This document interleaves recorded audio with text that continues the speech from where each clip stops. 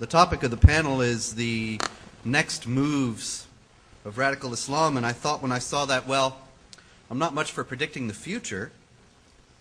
So when it comes to detailing the next moves of the jihadists, I can't say what they're going to do in particular, but I can tell you what they are doing overall, what they are working toward, and why. And above all, the fact that this is something that they consider to be a 1,400-year-old struggle, that they're not going to give up lightly or easily or anytime soon. They consider that they are the sons and heirs of mujahideen, warriors throughout the centuries. And they are willing to take a few setbacks here and there.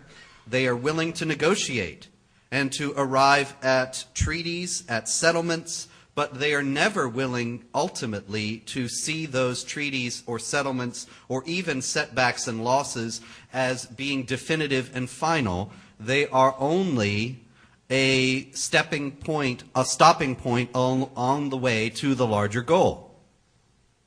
And the goal is one, therefore, I think that we all need to be very well aware of. Now, President Bush has said that the jihadists are hoping to establish a unified Islamic state stretching from Spain to Indonesia. He could have added in the Americas too, of course, because their goal is global.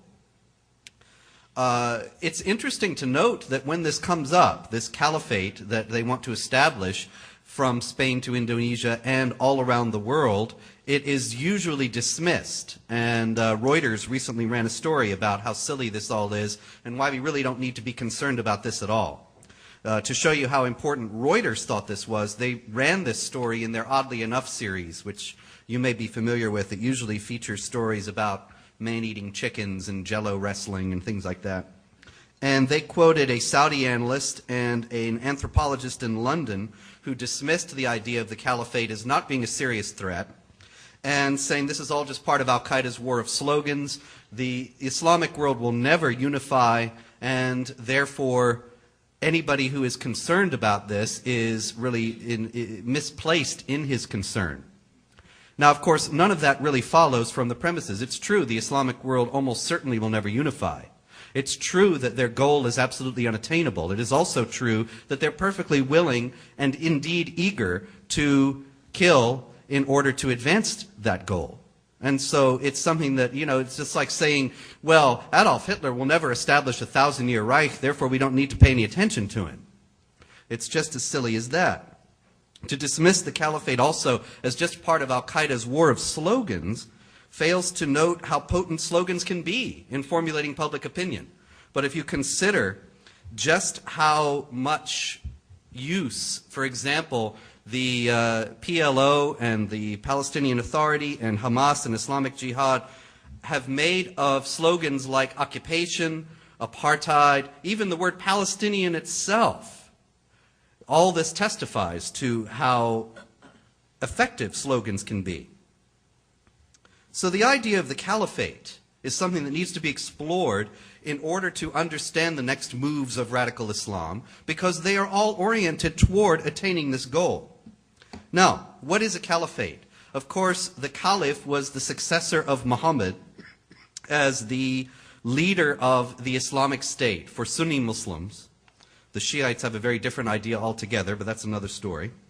The caliph was for Sunni Muslims the military, political, and spiritual leader of the ummah, of the Islamic community, worldwide.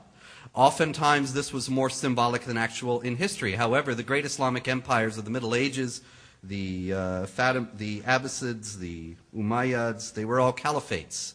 The Ottomans also were ruled by the caliph. But in 1924, the newly established secular government of Turkey abolished the caliphate, and this is what is considered to be, if you read jihadist literature today, the source of all their troubles.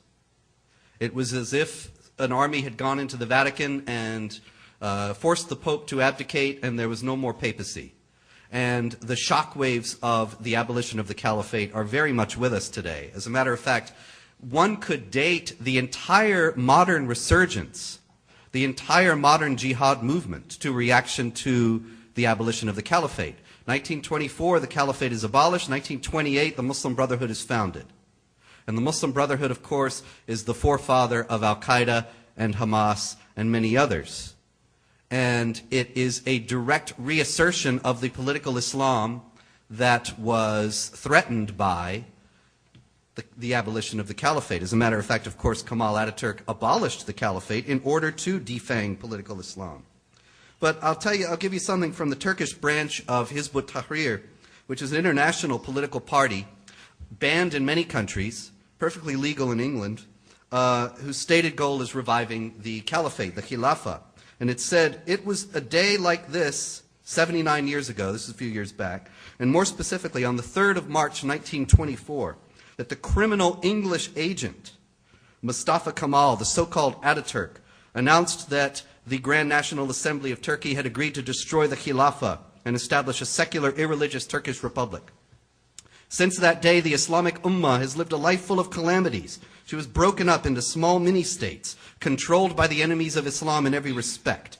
The Muslims were oppressed and became the object of the Kuffar's derision. That's the unbelievers. In Kashmir, Philippines, Thailand, Chechnya, Iraq, Bosnia-Herzegovina, Afghanistan, Palestine, and other lands belonging to the Muslims. Without the Khilafah, the Islamic lands will remain torn up and the Islamic peoples will remain divided.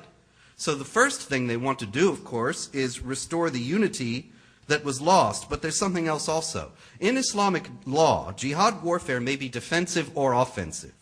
Jihad is ordinarily an obligation on the entire community. An obligation that if one group is discharging, the others are freed from it.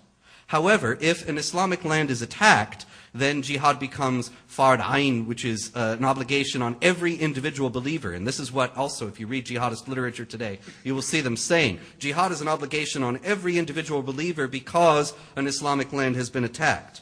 However, it is more, there's more to it than that jihad remains an individual obligation, a community obligation, and only becomes an individual obligation if a Muslim land is attacked. Offensive jihad, according to traditional Islamic law, jihad warfare that is actively, avowedly, and unapologetically offensive in order to spread the rule of Islamic law into a non-Muslim territory, that can only be called by the Caliph. So defensive jihad is the only jihad that can be waged today because there's no caliphate. So the whole idea here is that they want to restore the caliphate because otherwise they cannot carry through what they're doing now to its logical conclusion, which is to unify the Islamic world, but not just to unify the Islamic world, but also to expand the Islamic world at the expense of the Dar al-Harb, the house of war, which is the non-Muslim world. But only the caliph has the authority to set this in motion. Now, there is already a caliph, and that is Mullah Omar. You remember the one-eyed fellow in Afghanistan. In 1996, in Kandahar, he went to the shrine of the respectable cloak of Muhammad, the Prophet, and wrapped himself in the cloak. Thereby was proclaimed Amir al-Mu'mineen, the leader of the believers. Only a jihadist group in Algeria, the Salafist group for preaching in combat, has endorsed him as caliph outside of Afghanistan. But that is one small example of the need that they feel to do this, and the desire to restore the caliphate being emblematic of the expansionist, imperialist, totalitarian, globalist aims of the jihad movement, even today as it presents itself as a defensive action against Western evils. I think this is a crucial point for us to understand in order to formulate policy properly. Thank you.